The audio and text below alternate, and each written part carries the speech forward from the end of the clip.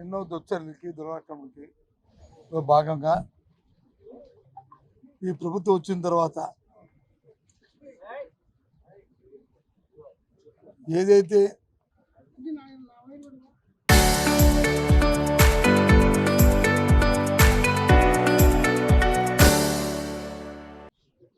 Mega డిఎస్ఏని ఆశలు కల్పించి మరి విద్యార్థులకి యువకులకి నిర్వహించారు, గొప్పగా ఉద్యోగాలు ఇస్తామని చెప్పారు. పూర్తిగా మెగా డిఎస్సి దగా డిఎస్సి అయింది. ఇప్పుడే చెప్పాను గవర్నర్ గారికి, చెప్తే అన్నారు దగా ఇన్ తెలుగు దగా సార్ అని అంటే నువ్వు దగా ఇంగ్లీష్లో వచ్చి ఫ్రాడ్ అన్నారు. Completely fraud. అంటే ఎందుకు అన్నామంటే దగా డిఎస్సి అని ఎందుకు తప్పు జరిగింది అన్నామంటే ఏదైనా ఒక విషయాన్ని మేము చెప్పినప్పుడు ప్రతిపక్షం కానీ ప్రజలు కానీ ఏ వ్యక్తులైనా ప్రభుత్వం దృష్టి తీసుకొచ్చినప్పుడు ఆధారంతో సహా ఆ ప్రభుత్వం వాటి మీద వచ్చే నిజాన్ని అంటే నివృత్తి చేయాలి. అది ధర్మం, అది వాళ్ళ బాధ్యత. అప్పుడే వాటి మీద సందేహాలు అనుమానాలు ఉండవు. ఇక్కడ జరిగింది ఏంటి, ముందుగానే ప్రభుత్వం వాళ్ళు అనుకున్న వ్యక్తులతోనో విద్యార్థులతోనో లేకపోతే అనుకున్న వాళ్ళకున్న అనుచరులకో ఎవరికో లాలుచిపడి పేపర్ సెట్ చేసిన దగ్గర నుంచి ఉద్యోగాలు ఇచ్చిన వరకు, ఇంక్లూడింగ్ స్పోర్ట్స్ కోటా నుంచి మిగతా అంశాలు, ఇప్పుడే 5 అంశాలను కూడా మేము అందులో ఐడెంటిఫై చేసి ఇచ్చాం. అవన్నీ కూడా ఏదైనా సరే మనం వ్యవస్థ పుట్టిన దగ్గర నుంచి రాష్ట్రంలో ఆంధ్ర రాష్ట్రం ఏదో తెలంగాణ అయిపోయిన తర్వాత ఆంధ్ర పుట్టిన దగ్గర నుంచి కాదు, స్వాతంత్రం వచ్చిన తర్వాత ఆంధ్ర రాష్ట్రం పుట్టిన దగ్గర నుంచి కూడా డిఎస్సి అని డిజిటల్ సెలక్షన్ కమిటీ అని జరిగిన తర్వాత ఆ లిస్ట్ అంతా ముందు ఆ జిల్లా కలెక్టరేట్లోనో డిఈ ఆఫీస్లోనో లేకపోతే ఓ సంబంధిత దగ్గర పెట్టేవారు. ఇదిగో వీళ్ళు సెలెక్ట్ అయినారు ABCDF 1 2 3 4 అని చెప్పి దాని నుంచి ఇంటర్వ్యూ పిలుచుండేవారు. ఎక్కడుంది లిస్టు? ఏమంటే వెబ్సైట్లో పెట్టి ఎక్కడుంది వెబ్సైట్ అంటే ఎప్పుడు ఈ ఇష్యూ వచ్చిన తర్వాత అడిగిన తర్వాత డిమాండ్ చేసిన తర్వాత విద్యార్థుల నుంచి ఇటు ప్రభుత్వం నుంచి ఇటు పార్టీల నుంచి ప్రతిపక్షం నుంచి బలంగా వచ్చిన తర్వాత అన్నీ సర్దుకొని అప్పుడు అది స్టేట్లో వెబ్సైట్లో పెట్టామంటారు, జిల్లాలో ఉండదంటారు. ఇది వాస్తవం. నేనే ప్రత్యక్ష సాక్షిని. నేనే 4 డిఈఓలతో మాట్లాడాను. ఎక్కడుంది లిస్టు అది చూసుకుంటారండి, మమ్మల్ని వెళ్తారు, అయితే డిఓ గారు లేకపోతే ఏపీసీ గారు లేకపోతే కలెక్టర్ గారు అది చూసి చెప్పండి అంటే జిల్లా లెక్కలేదు, ఎక్కడో రాష్ట్రంలో వెబ్సైట్లో ఉంది, ఈ ముందు ఈ అడ్రస్ కాదు తర్వాత ఈ అడ్రస్ అని చెప్పించి ఎప్పుడు ఇది ఈ అన్నీ అడుగుతున్నప్పుడు జరుగుతున్న డిమాండ్ తర్వాత 40 రోజులు పోయిన తర్వాత 30 రోజులు ఏంటిది, ఎందుకు ఇంత దాపరికం అంటే ఏదో జరిగింది,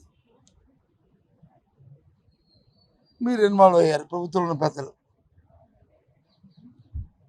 టెలిఫోన్ తాలూకా కాల్స్ తాలూకా చూశారు.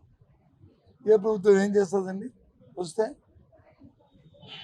వాళ్ళని తీసుకొచ్చి వాళ్ళకి నాన్ బెయిలబుల్ సెక్షన్స్తో కేసులు పెట్టి వాళ్ళని ఇంట్రాగేట్ చేసి వాళ్ళు ఏం చేసి ఎక్కడి నుంచి వస్తారు ఆరిని వచ్చిందో వాళ్ళని తీసుకొచ్చి అవన్నీ చేస్తే అవుతాయి.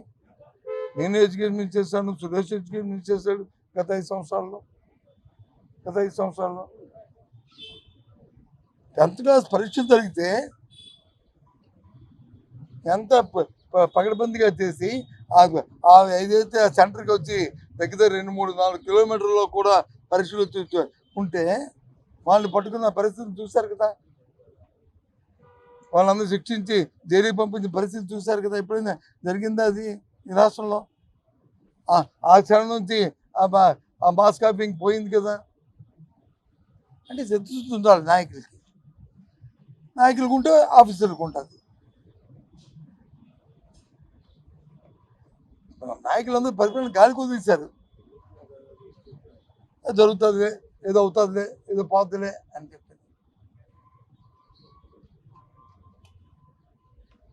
ఇచ్చారు జీవోలు. ఏమంటే గత ప్రభుత్వంలో వచ్చి స్పోర్ట్స్ కోటా జీవోలు ఉండేవి.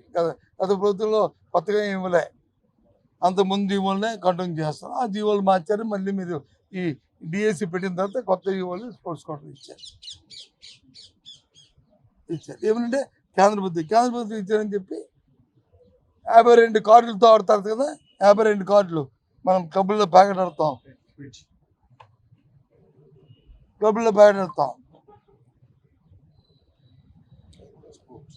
మన అది వచ్చి బ్రిడ్జ్ ఆట అంటే అది కూడా గేమ్ అని ఈ పిల్లలు చదువు చెప్పిన దాంట్లో భాగమని అన్నారు. మొన్న ఇప్పుడు చూశాను చంద్రబాబు నాయుడు గారు ఆ బ్రిడ్జికి స్పెల్లింగే తెలియదు చెప్తున్న ఆయనకి నేను ఏదో స్టేట్మెంట్ ఇస్తే దానికి ఎస్ నువ్వు చదువుకున్నావు ఎక్కువే నాకంటే అనుకుంటున్నావు.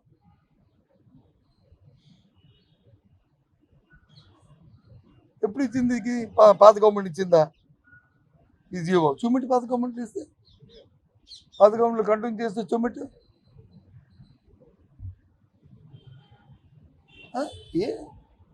ఏమవుతుంది మీ తాలూకు ఆలోచన?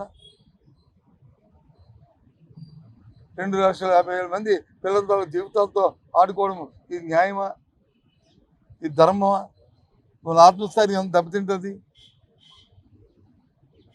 సరే పరీక్ష రాసి స్వచ్ఛందంగా జరిగి అందులో రాకపోతే అవునులే నాకంటే మేధావికి, నాకంటే బాగున్నవాడికి, నాకంటే చదువున్నవాడికి,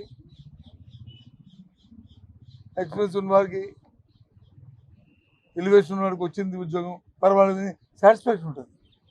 అలా కాకుండా సొంటలకు వస్తే ఎలాగుంటుంది? నేను వచ్చిన వాళ్ళందరూ సొంటలు అనట్లేదు, కానీ ఆలోచన తెప్పించారు. నిజంగా ఇందులో ఈ ఫ్రాడ్లు ఇరుక్కోకుండా న్యాయంగా వచ్చిన వాళ్ళు కూడా నువ్వు ఇందులో మొదటి చేసేవే వాళ్ళని. ఈ ధర్మ ఇది ఈ ప్రభుత్వానికి, ఆ తండ్రి కొడుకులకి ఇదేం పరిపాలన? ఇవన్నీ కూడా చెప్పాం గవర్నర్ గారికి. అందుకు మేము డిమాండ్ చేసాం, దీని మీద న్యాయ విచారణ జరగాలి. విచారణ జరగాలంటే థర్డ్ పార్టీ ఎంక్వైరీ జరగాలి. ఈ రాష్ట్ర ప్రభుత్వం ఏజెన్సీతో జరిగితే న్యాయం జరగదు, దానివల్ల ఉపయోగం లేదు. అందుకు సిబిఐ ఎంక్వైరీ జరగాలి అని డిమాండ్ చేస్తాం. అదే చెప్పాం గవర్నర్ గారికి. చెప్పి ఇప్పుడు వచ్చాం. వారు కూడా అధికారులను అడుగుతున్నారు, ఎక్స్ప్రెషన్ కాల్పర్ చేస్తున్నారు. దీని మీద కోర్టులో పిటిషన్ ఉన్నాయని చెప్పి అని ఆయనకున్న ఇన్ఫర్మేషన్ కూడా ఆయన షేర్ చేసుకున్నారు. అంటే కోర్టులో ఉన్న పిటిషన్లు అన్నీ కూడా మిగతా విషయాలు సార్. అందులో ఉన్న టెక్నికల్ ఇష్యూస్ మీద విద్యార్థులు కోర్టుకు వెళ్ళారు సార్. మేము అడుగుతుంది సమగ్ర విచారణ జరగాలని, అన్నిటికి కలిపి థర్డ్ పార్టీ ఎంక్వైరీ న్యాయ విచారణ జరగాలని మేము డిమాండ్ చేస్తున్నాం. అందుకే తమకు వచ్చాం sir. All the way I came to I submission my recommendation sir. ఇది విషయం. కాబట్టి దయచేసి మీ ఇందులో ఉంటాయి కొన్ని ఛానళ్ళు, కొన్ని ఉండొచ్చు. ఎందుకంటే అది తండ్రి పగల దేశం నుండి అందరూ ఉన్నట్టుగా మీ దగ్గర ఉంటాయి కాదన్న. కానీ దీన్ని వక్ర భాష తీసుకెళ్ళి పక్కించి కప్పుచ్చడానికి ప్రయత్నం చేయకండి దయచేసి. న్యాయ విధానం తప్పు అయితే అప్పుడు తప్పు, మీరు తప్పు ఇగో న్యాయ విధానం జరిగింది, మీరు తప్పు చెప్తాను, తప్పు చేస్తారని అప్పుడు వైసీపీ పార్టీ నిందించారు, మాకు అభ్యంతరం లేదు. కానీ కొమ్ము కాసి విద్యార్థుల భవిష్యత్తును వాడుకొని వారి తాలూకు మనోభావాలతో మీరు వచ్చి ఆటలాడుకొని దీన్ని రాజకీయం చేసి నేను చేయొద్దని నా కోరిక.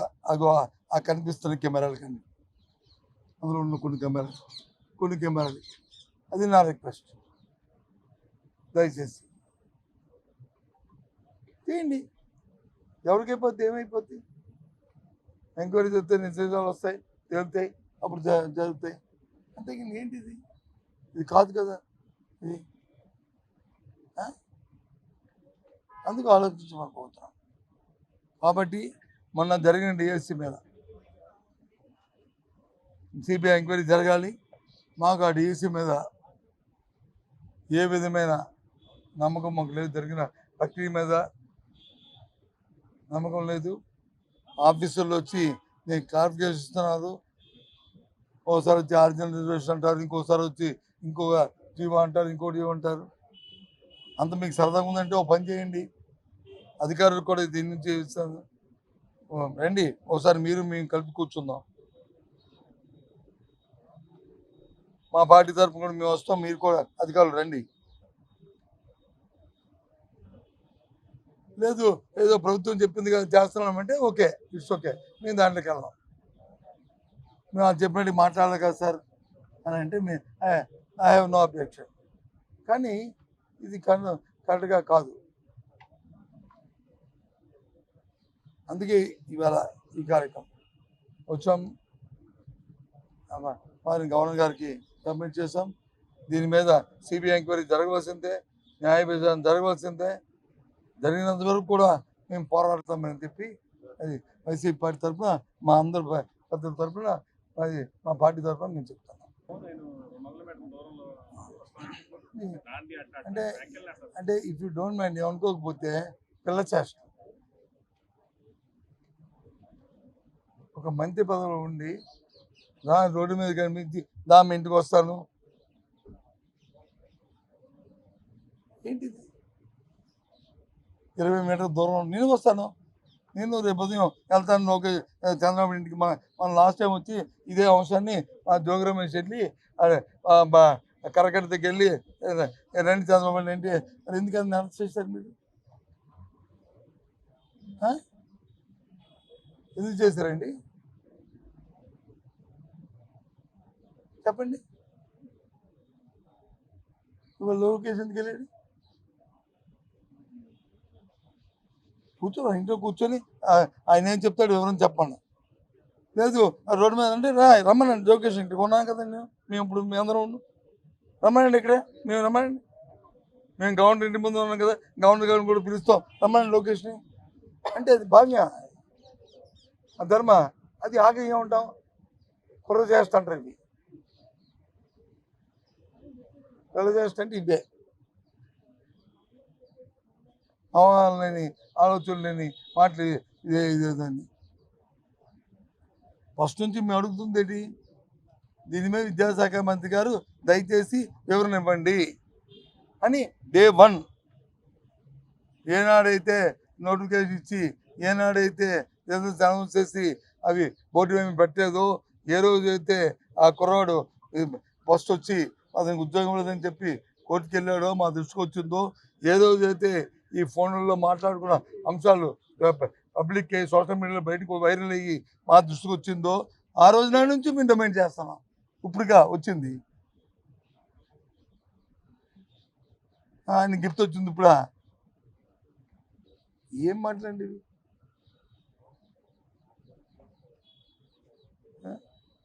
ఓకేనా?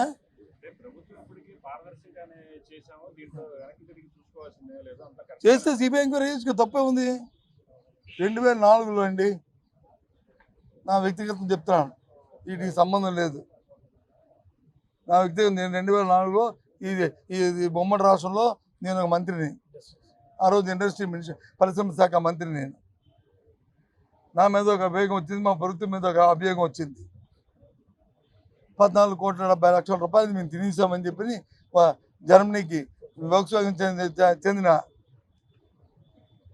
రిప్రజెంటేటివ్ సూస్టర్ అని అతనికి ఇచ్చి అతని ద్వారా తినేసామని వచ్చింది. ఓ పత్రికల్లో మీ ఎన్ని రాశారో పొంగల్ రాశారు. రాజశేఖర రెడ్డి గారు దగ్గరికి వెళ్ళాం, అప్పుడు ముఖ్యమంత్రి. సార్ సిబిఐ ఎంక్వైరీ అయ్యండి, గొడవ అంతా తీరుతుంది, నిజమేంటో వాస్తవం తెలుస్తుంది అని చెప్పి ఆ రోజు వాలంటీర్గా వేసుకున్నాం. తప్పే ఉంది, జరగండి, తప్పే ఉంది. తప్పు చేస్తే తప్పు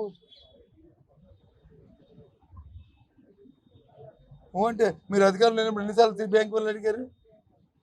ఎందుకు అప్పుడు సిబిఐ మంచిదే, అప్పుడు సిబిఐ ఎంక్వైరీ కాదా?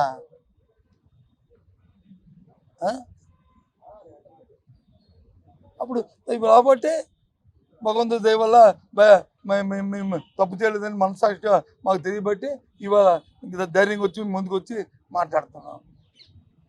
అదే అయితే అందుకే మేము తాడుబట్టి అడుగుతున్నాం.